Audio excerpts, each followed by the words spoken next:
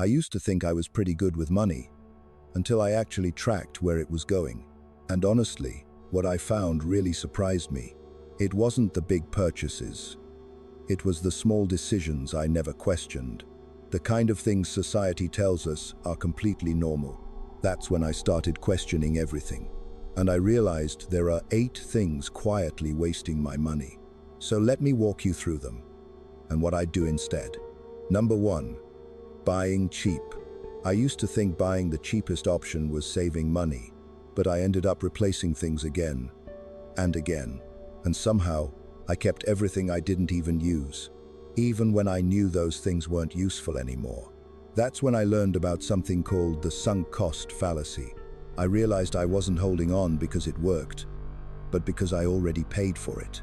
At home, I'd turn it off, but in a cinema, I'd stay anyway. Keeping useless things didn't save me money. It just created stress and clutter. So now, before I buy anything cheap, I ask myself 2 questions. First, how often will I actually use this? And second, do I really need it at all? Because sometimes, the real waste isn't buying cheap, it's buying something I never needed. Number 2, buying a bigger home than I actually need. When I first looked at mortgages, I focused on what I could afford monthly. But when I was offered a bigger loan, it felt hard to say no. I started thinking, maybe I should go bigger. More space, better location, an extra bedroom. It all sounded worth it, but I didn't realize how much more I'd pay over time. The interest alone could cost me hundreds of thousands extra. And it's not just the mortgage. Everything else gets more expensive too. Bigger home means higher bills, more maintenance, more spending. And because these costs show up slowly, they're easy to underestimate. Then I started thinking about the future.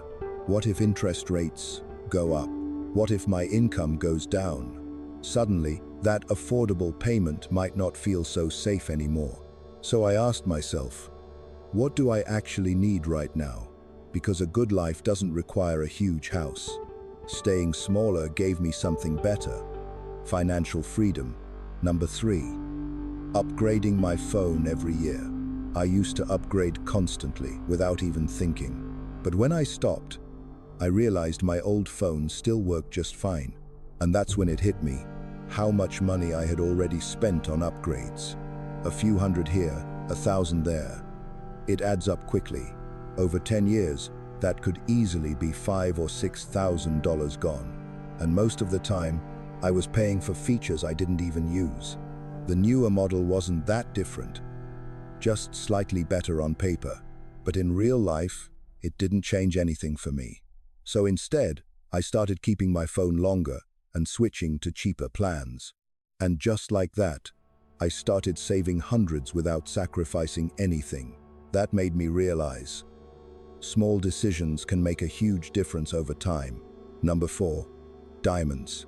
I always heard that a ring should cost 1, 2, even 3 months of salary. But I later found out that idea came from marketing.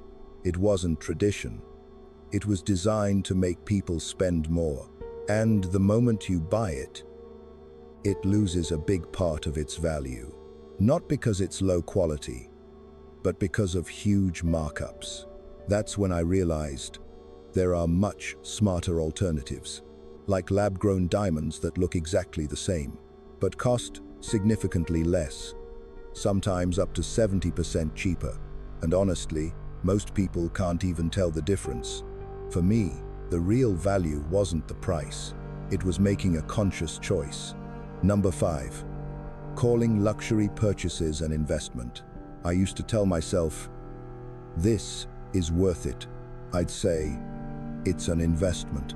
Then I'd start finding reasons to justify it. I focused on everything that supported my decision. That's called confirmation bias. I ignored the downsides, even when they were obvious. But the truth is, most luxury items don't grow in value. They don't generate income. And they don't improve my finances. They might make life more enjoyable. And that's okay. But I learned to be honest. It's spending, not investing. Number 6, extended warranties. You know that moment at checkout, when they ask if you want extra protection. It sounds small, just a few dollars a month, and I used to think, better safe than sorry. But most of the time, nothing even goes wrong. And when it does, repairs are often cheaper than the warranty itself. Plus, I realized I was already covered in many cases. These warranties exist because most people never use them. So instead, I started building my own repair fund. Number 7, weddings. Now, I don't think weddings are a waste of money. It's one of the few days where everyone you love is in one place. But the real question is, how much should I spend? When I started planning, the prices surprised me.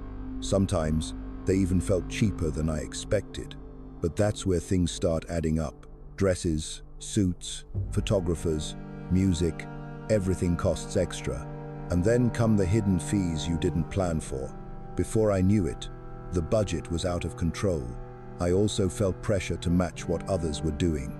And because it's a once-in-a-lifetime event, it's easy to overspend. But starting a marriage with debt is not a great idea. So I decided to set a clear budget from the beginning.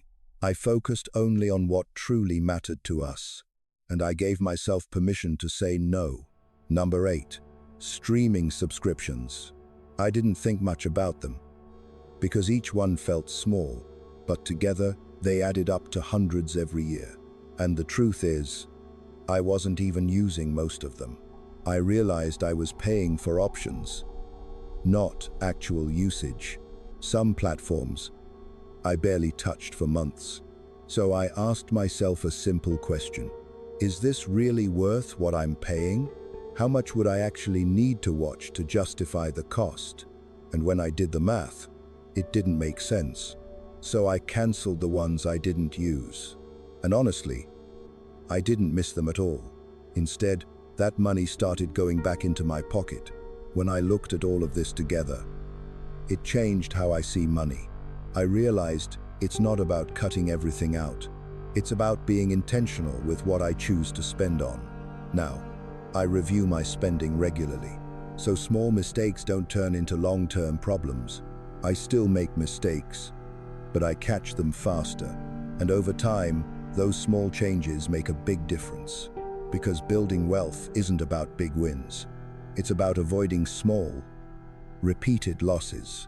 So, if there's one thing I've learned, it's this: spend with intention, and your money will finally start working for you.